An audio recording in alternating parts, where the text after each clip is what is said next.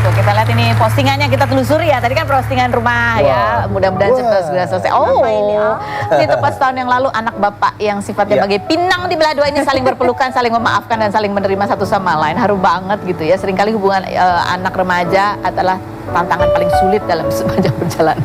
Kok ketawa sih? Lucu banget sih, pengen curhat ya. Maksudnya kebayang sih, kebayang.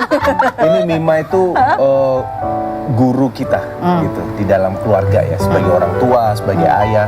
Dia ini guru kita banget gitu. Kita banyak banget belajar dengan tumbuh kembangnya dia gitu ya. Banyak banget hal-hal yang kita lewatin dari masa dia masih baru lahir sampai dia remaja gitu. Dan bahkan karakternya plek ketiplek sama bapaknya. Tapi justru nggak cocok ya. Ya lucu ya, lucu ya. Gini kalau aku sih ngelihatnya lebih ke gini, Indra tuh orangnya sabar, tapi gampang banget ke trigger kalau ada orang ngomongnya ngegas gitu. Nah, ibu enggak ya? Oh, dia paling sabar. Oh iya, oke. Manis-manis madu. Nah, sementara jadi ya Mima namanya juga remaja ya. Aku capek, ayo gitu. Nah, itu tuh dia cepet naik. Nah, Mima sama karakternya, Indra naik, ini Mima naik juga. Wah, naik terus gitu. Ibunya kan juga bisa nangis di kamar gitu kan. Tapi ya kita ke psikolog juga sih, mereka berdua gitu ya, ngobrol segala macam. Terus aku tahu buat Indra sih berat banget ya, berat banget lah. Namanya juga itu karakter udah ada di dalam badannya bertahun-tahun gitu ya. Tapi makanya aku ngelihat, aku posting ini karena aku ngelihat banyak orang tua Indra tuh hebat banget. Maksudnya bisa mengalami, namanya orang tua kan punya harga diri, ego gitu kan ya, nggak mana mau ngalah sama anak. Tapi Indra tuh mau berusaha beradaptasi, menyesuaikan diri. Sampai di satu titik Mima tuh bilang, Yanda, aku kan kayak Yanda, kalau Yanda bisa berubah berarti aku bisa juga ya. Gitu sweet banget Kak. Makanya aku dari situlah pengen share juga karena dari situ ya, kalau orang lihat rumah tangga kita, iya enak ya rumah tangganya manis-manis. Enggak, sebenarnya kita menghadapi banyak tantangan juga.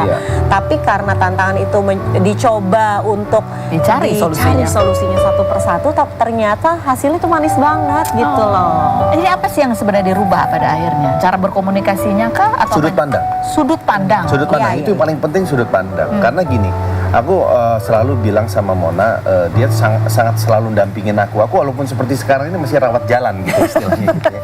Masih terus dibimbing sama Mona gitu. Aku cuman ingat selalu Mona ngingetin bahwa kita tuh nggak bisa memaksa anak-anak untuk memahami orang tua. Maksudnya memahami dong, kita. Anda tuh udah capek kerja gitu kan. Capek, kamu itu yang ngerti. Anak-anak itu nggak akan pernah paham apa yang dirasakan sama orang tua karena anak-anak itu nggak pernah menjadi kita sebagai orang tua. Nah, justru kita nih yang orang tua harus paham gitu sama anak-anak karena kita pernah di posisinya dia. Lebih mudah kalau kita memahami anak-anak karena kita pernah. Akhirnya aku selalu setiap aku ini, oh iya dulu aku juga kayak gitu ya. Oh iya ya, aku kalau mamanya dikasih tahu itu suka ngelawan ya. Kayak dituntut gitu. Akhirnya aku menggunakan cara bagaimana supaya asik aja. Kita nggak nyuruh tapi win-win lah gitu ya. Dan yang paling aku apresiasi sih, yang paling sulit buat Indra, aku tahu banget tuh pasti belajar nggak baper. Iya. Ya kan. Kalau anak-anak, kadang-kadang anak-anak ngomongnya ngegas tuh bukan berarti dia marah, mungkin dia capek, pulang sekolah, banyak tugas gitu kan. Nah itu paling susah. Iya. Belum masalah sama temen-temennya gitu. Aku menertawakan diriku sendiri. Bener. Ntar kalau jadi orang tua ngerasain lah. Aku selalu bilang sama anak, ya udahlah, paling nggak kita hadir secara lahir batin untuk anak-anak. Mereka tahu sayang kita, cinta kita, perhatian kita, itu yang paling penting. Memang yang butuh dewasa itu orang dewasa. Iya benar. Setuju. Oke, berikutnya ini ada Mona dibikin pangling saat berhijab. Ya, Masya Allah. Itu yang bikin pangling juga, yang bikin ini tuh karena komentarnya Indra Basko ya. Postingannya pakai ada lagu ya gitu. Coba kita lihat di videonya berikut ini. Hey, don't forget to smile. It looks good on you. Gemes. Mesra banget sih. Mungkin ini yang dialami oleh penonton Rumpi juga gitu. Pada saat Karos dengan stylenya dulu, begitu melihat sekarang yang baru kan pasti lebih jatuh cinta lagi. Kayak gitu. Kau juga merasa. Kita pun melihat, Masya Allah istriku. Astaga. Oh gitu ya. So sweet. Itu juga sebuah proses lagi baru ya. Iya, Proses yang benar. baru. Kalian lewati ya. Baik. Kita masih akan ngobrol lagi. Ini ada satu bintang tamu juga yang mau kita ajak ngobrol kita dan kita mintai sudut pandangnya tadi, klarifikasi persepsinya. Ini ada Rival Bayu alias Ipa yang kemarin mensomasi Ian Kasela begitu ya. Karena dianggap Ian Kasela secara sepihak itu mengklaim lagu ciptaan Ipa itu sebagai lagu ciptaannya juga dan bahkan mendaftarkannya sejak tahun 2009 gitu ya. Kenapa baru sekarang IPA ini menuntut sampai 20 miliar gitu? Kenapa nggak kemarin-kemarin? Dan benarkah IPA ini pernah menandatangani sebuah kontrak pengalihan hak cipta selamanya kepada Ian Kasela? Setelah yang berikut ini kita lihat dulu profilnya. Sampai dengan IPAI. IPAI ini adalah seorang pencipta lagu juga, sudah lama juga di dunia televisi juga pernah ya. Kemudian juga punya portal-portal berita selebriti juga begitu ya. Jadi udah tidak asik di dunia hiburan sebetulnya ya. Kita lihat postingan IPAI baru-baru ini gitu ya tentang 5 kesalahan Ian Kasela yang kemudian membuat dia memutuskan untuk mengajukan somasi. Hari ini mau dilaporkan ya. Ada tuntutan 20 miliar rupiah. Kesalahan pertama, Ian Kasela dan bandnya tidak pernah melakukan kontrak dengan saya saat pertama merekam, menggunakan, mendistribusi dan mempublikasikan lagu dongeng Cinderella ciptaan saya sejak album kedua mereka dirilis. Kesalahan kedua, Ian Kasela sengaja mencantumkan namanya sebagai pencipta lagu bersama nama saya tanpa persetujuan kesepakatan berupa kontrak tertulis. Yang berikutnya, ini udah kecil banget ya. Dan adalah itu semuanya ya. Jadi kita mau tanya sebetulnya, kamu kok bisa lagu itu direkam tapi kamu nggak dimintain kontrak? Pada saat itu kronologinya gimana? Jadi gini Teh, aku tuh punya band namanya Fresh. Iya. Nah band ini kemudian sempat recording di Indosiar Sakti, terus akhirnya kita memilih untuk tidak di Indosiar Sakti. And then kita kemudian ke tempatnya Mas Gilang, kami berkontrak di sana dengan Mas Gilang, sempat produksi. Terus proses produksi itu kan hampir 3 tahun tuh.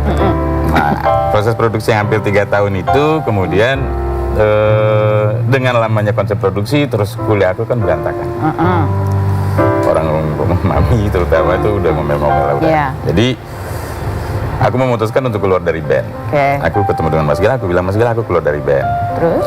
Aku melanjutkan kuliah, terus aku bekerja di stasiun.